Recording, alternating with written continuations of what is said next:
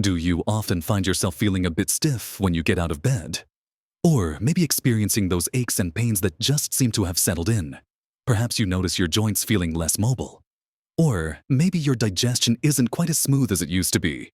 These little discomforts, which many of us just accept as part of getting older, can often be traced back to something happening deep inside your body.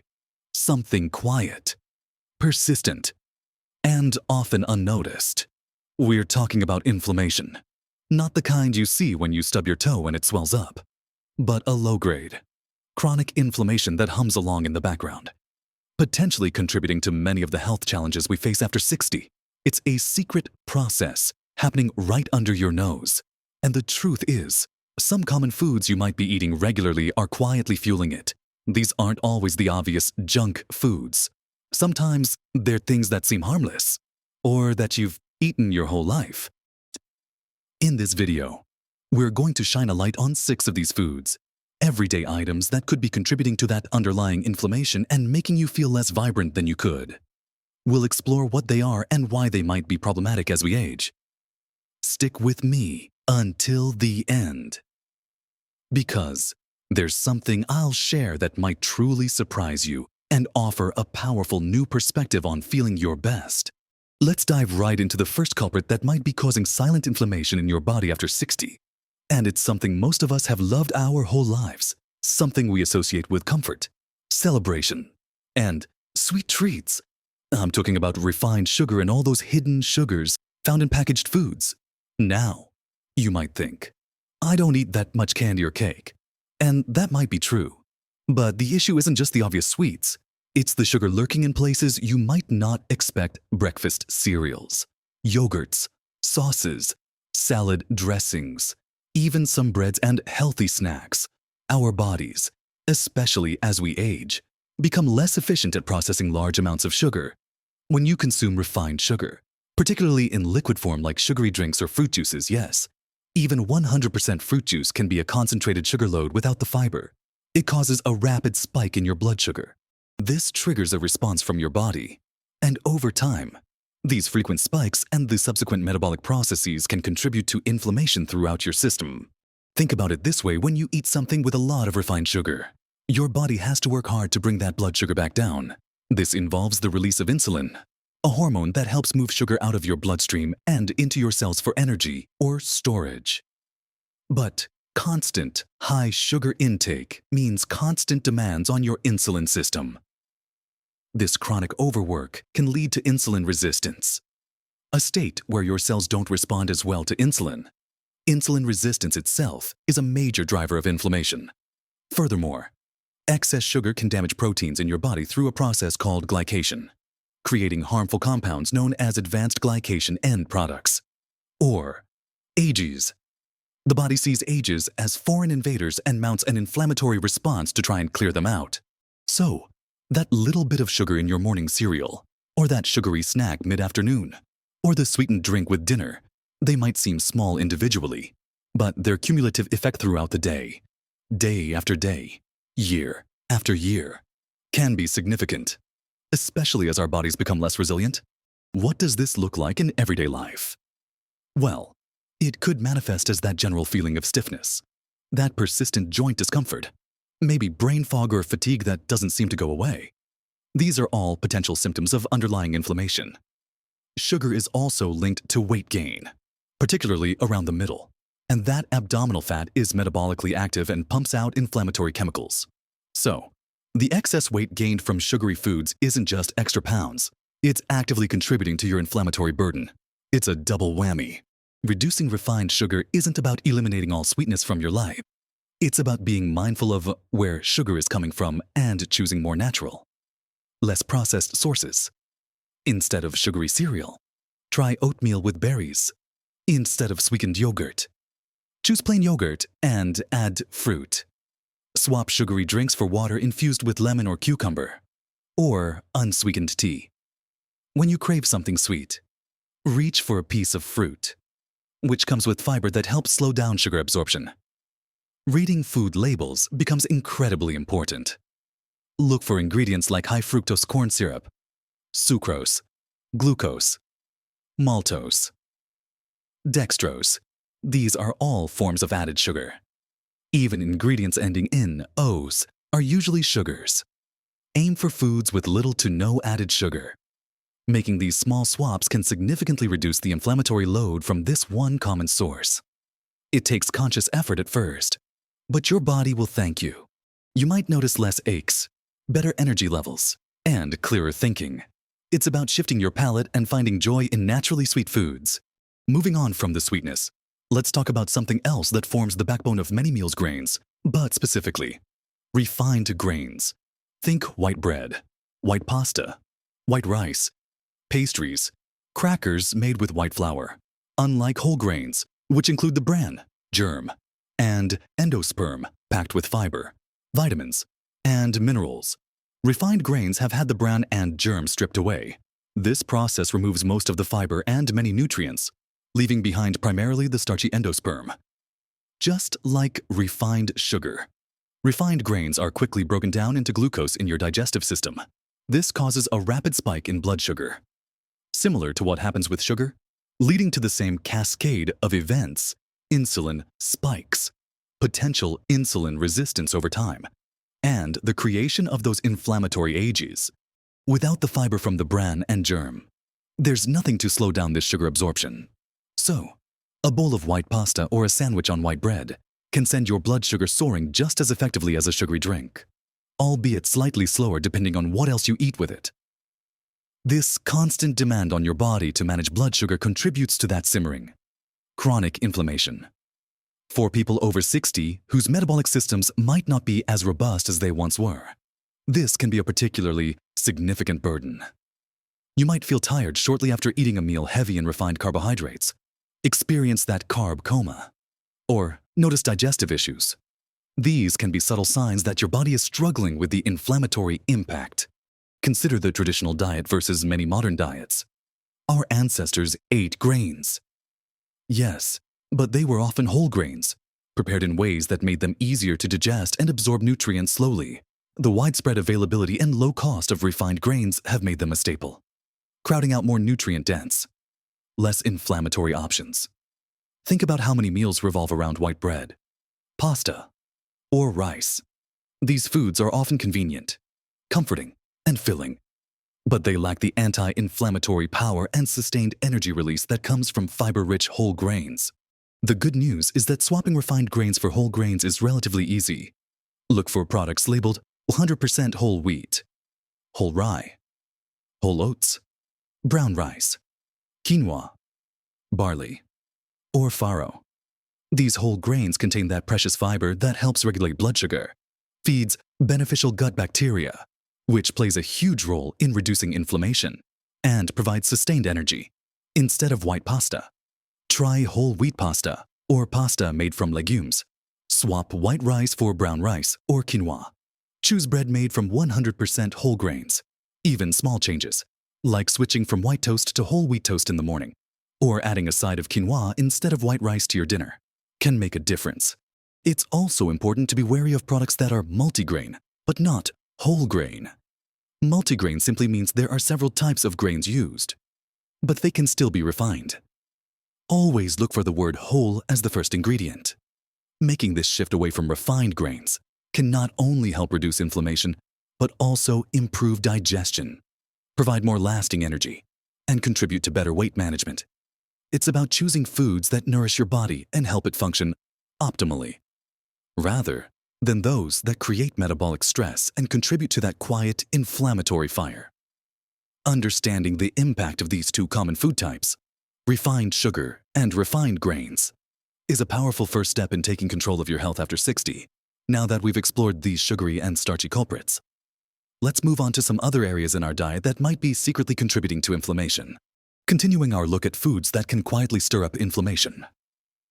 After 60, let's turn our attention from sweets and starches to something many people enjoy as part of a savory meal: processed meats.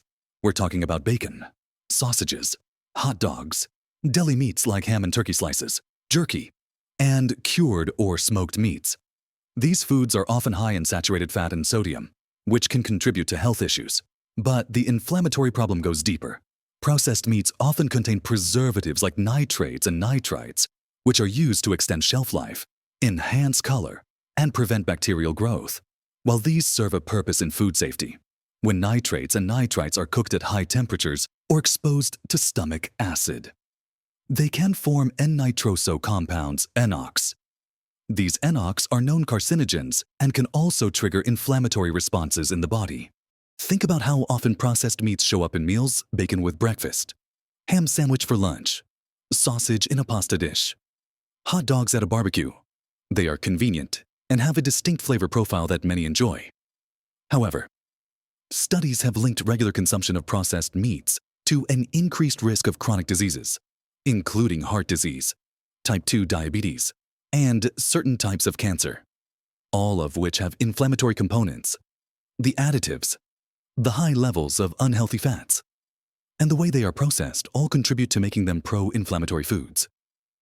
As we age, our bodies may become more sensitive to these inflammatory triggers, and our ability to recover from the resulting cellular stress might be reduced. The World Health Organization has classified processed meats as Group 1 carcinogens, meaning there is convincing evidence that they cause cancer.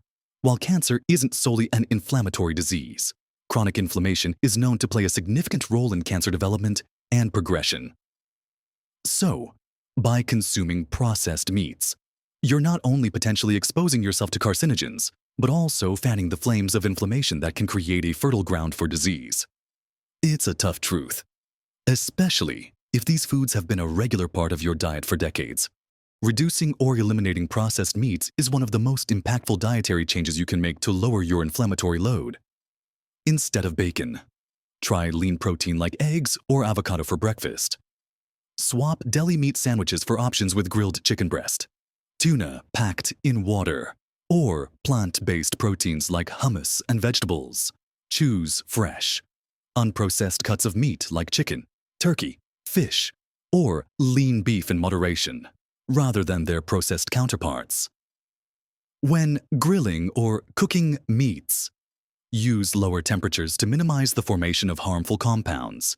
Exploring vegetarian or plant-based protein sources like lentils, beans, tofu, and tempeh can also significantly reduce your intake of processed meats. It's about making conscious choices at the grocery store and when preparing meals. It might mean saying goodbye to that regular hot dog or limiting bacon to a rare treat. But the potential benefits for reducing inflammation and improving long-term health are well worth it.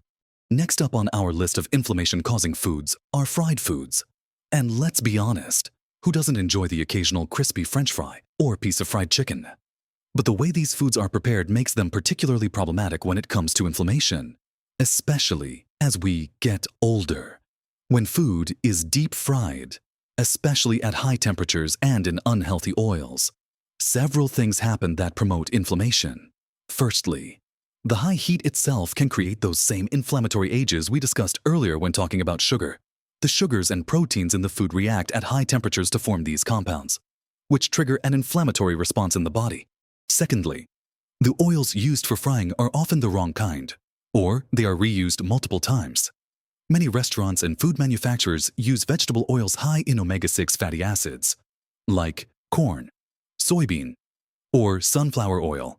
While we need some omega-6 fats, the modern Western diet often has an excessive imbalance between omega-6 and omega-3 fats.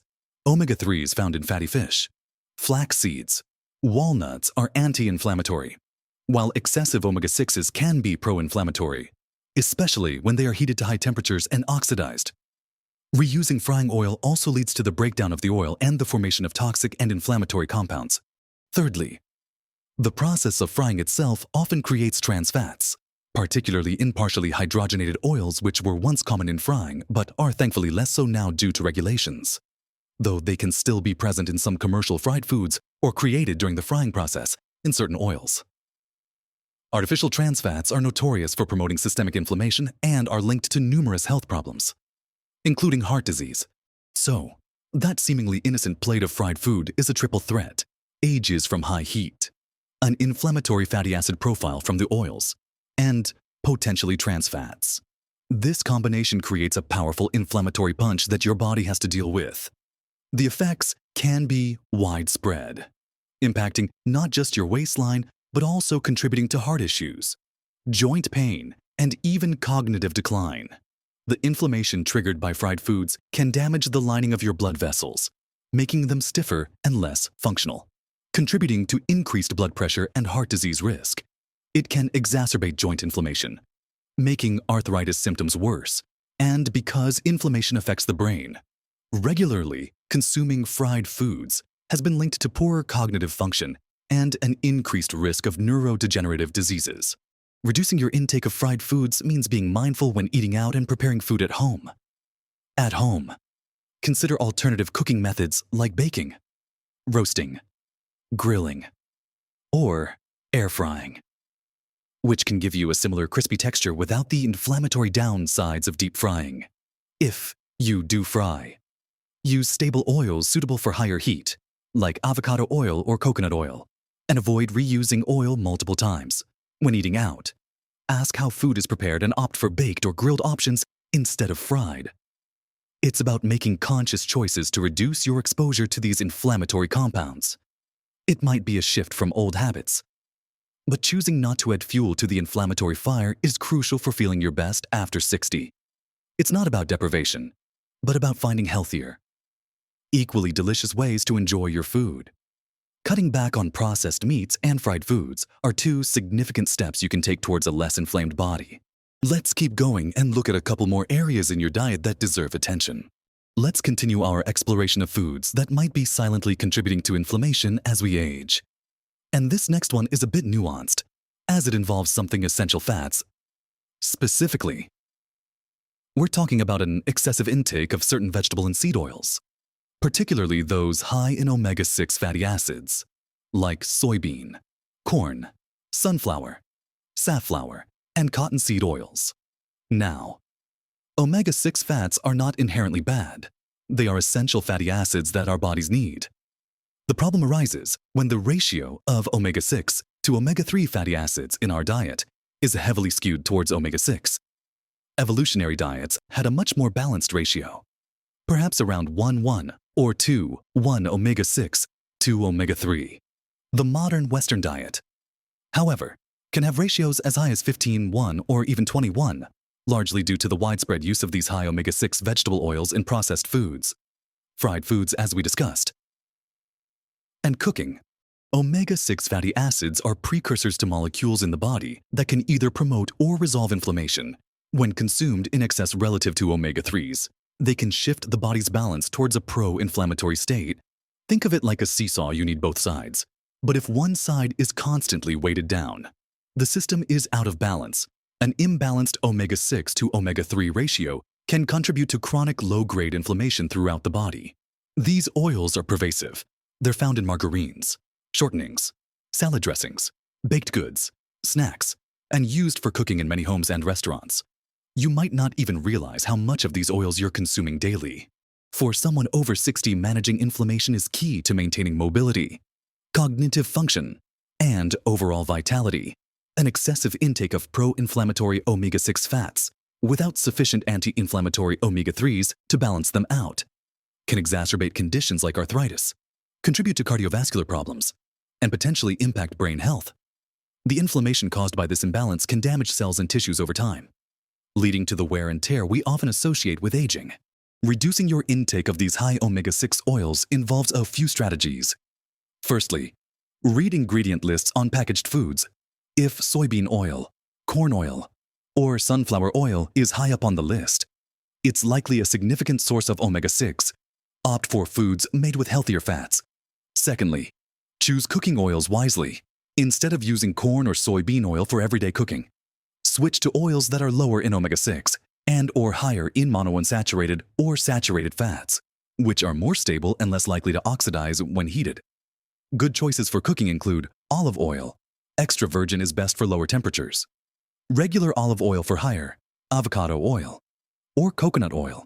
Thirdly, actively increase your intake of omega-3 fatty acids to help balance the ratio. This means eating fatty fish like salmon, mackerel, and sardines a couple of times a week, incorporating flax seeds, chia seeds, and walnuts into your diet. Or considering an omega-3 supplement, though, it's always best to talk to your doctor before starting new supplements. It's not about eliminating omega-6 oils entirely. but about bringing your intake into a healthier balance with omega-3s. This shift can help dampen that underlying inflammatory response, potentially leading to less joint discomfort, better cardiovascular health, and improved brain function. It's a change that involves being more aware of the oils hidden in your food and consciously choosing alternatives that support an anti-inflammatory environment in your body. The final food group we'll discuss that can quietly fuel inflammation after 60 are artificial trans fats. Now, you might think, aren't those banned? And largely, yes. They have been phased out or significantly reduced in many countries, including the US and UK, in commercially produced foods due to their well-known health risks. However, they haven't completely vanished, and it's still important to be aware. Artificial trans fats, also known as partially hydrogenated oils, are created when liquid vegetable oils are chemically altered to make them more solid and stable. This process makes them useful for food manufacturers because they extend shelf life and provide desirable textures in baked goods and fried foods. But the health cost is high. Artificial trans fats are powerfully inflammatory. They disrupt the function of cells throughout the body, damage the lining of blood vessels, and interfere with the body's ability to process essential fatty acids. Their consumption is strongly linked to an increased risk of heart disease, stroke, type 2 diabetes, and chronic inflammation. Unlike naturally occurring trans fats found in small amounts in meat and dairy from grazing animals, which are not considered harmful in typical amounts, artificial trans fats have no known health benefits and are detrimental even in small quantities. While regulations have drastically reduced their presence in many packaged foods and fast food chains, they can sometimes still be found in older stock, imported goods, or in very small amounts less than 0.5 grams per serving, which allows manufacturers to label the product as having 0 grams trans fat. However, if you eat multiple servings of such a product throughout the day, those small amounts can add up. They can also still be created in some situations when liquid oils are heated to very high temperatures, although this is less common than the manufactured form. The key to avoiding artificial trans fats is to read ingredient labels carefully. Look for partially hydrogenated oil in the ingredient list. If you see this, even if the nutrition panel says 0 grams of trans fat, the product contains artificial trans fats. Avoiding processed baked goods like pastries, cakes, cookies, and pie crusts that aren't explicitly labeled as trans fat free. Certain types of microwave popcorn, some margarines and shortenings, and some fried fast foods is generally a good strategy. Choosing whole, unprocessed foods is the most effective way to steer clear of artificial trans fats altogether. For someone over 60, avoiding these fats is particularly important because your cardiovascular system may already be more vulnerable. The inflammatory burden from artificial trans fats puts extra strain on your heart and blood vessels, increasing your risk of serious health events. It's an unnecessary risk when there are so many healthier fat options available, like those found in olive oil, avocados, nuts, seeds, and fatty fish. Being vigilant about reading labels and choosing fresh, minimally processed foods is your best defense against these sneaky inflammatory agents. Understanding these 6 food categories: refined sugar, refined grains, processed meats, fried foods, excessive high omega-6 vegetable oils, and artificial trans fats, gives you powerful knowledge to make informed choices that can significantly reduce the inflammatory burden on your body as you navigate your 60s and beyond. It's about empowering yourself to choose foods that heal and protect, rather than harm. So, we've talked about some key players in the world of food that can quietly stoke the fires of inflammation in your body after 60. We've explored how refined sugars can send your blood sugar soaring and contribute to insulin resistance, how refined grains lack the fiber needed for slow, steady energy and fuel that same sugar spike, how processed meats bring in inflammatory compounds and preservatives, how fried foods are a triple threat of ages, unbalanced oils, and potential trans fats, how an excess of certain vegetable oils creates an inflammatory omega-6 imbalance, and how artificial trans fats are simply bad news for your entire system. It might feel like a lot to take in, and perhaps some of these foods are regulars in your diet right now. That's okay. The purpose of highlighting these isn't to make you feel guilty or overwhelmed, but to give you clarity and the power to make informed choices moving forward. Remember that underlying Chronic inflammation isn't just a theoretical concept. It's linked to many of the aches, pains, stiffness, fatigue, brain fog, and increased risk of diseases like heart disease, diabetes, arthritis, and cognitive decline that can impact our quality of life as we get older. By understanding which foods are commonly linked to inflammation, you can take practical steps to reduce your exposure and help calm that internal storm. It's not about being perfect or eliminating these foods entirely overnight, unless you feel ready to, but about making conscious, gradual changes that are sustainable for you. Think about swapping out just one of these culprits this week. Maybe you switch from white bread to whole grain, or you try baking chicken instead of frying it, or you consciously choose water over a sugary drink. Small changes really do add up over time. Your body is incredibly resilient and capable of healing when given the right support. And that support starts with what you put on your plate. By choosing fewer inflammatory foods and replacing them with nutrient-dense, anti-inflammatory options like fruits, vegetables, lean proteins, fatty fish, nuts, seeds, and healthy fats like olive oil and avocados. You are actively working to reduce inflammation and support your body's natural healing processes. This journey isn't about restrictions. It's about abundance. It's about discovering how delicious and satisfying whole, unprocessed foods can be, and how much better you can feel when you nourish your body with what it truly needs. Imagine waking up with less stiffness, having more energy to do the things you love, enjoying clearer thinking, and supporting your body's defense against chronic disease. These are the potential rewards of making dietary changes to reduce inflammation. You have decades of wisdom and experience, and now you have a little more knowledge about how certain foods might be impacting your well-being. Use this knowledge gently and empoweringly. Start with one food, one meal, one small step. Be patient with yourself and celebrate every positive change you make. Your body has carried you this far, and supporting it with anti-inflammatory foods is a profound act of self-care at any age, but especially after 60. This isn't the whole story of inflammation. Of course, stress, lack of sleep, and inactivity also play significant roles. But diet is a cornerstone, a powerful tool you use multiple times a day. By focusing on reducing these common inflammatory foods, you are making a massive positive impact on your health journey. I'd love to hear from you. Have you noticed certain foods seem to make you feel worse?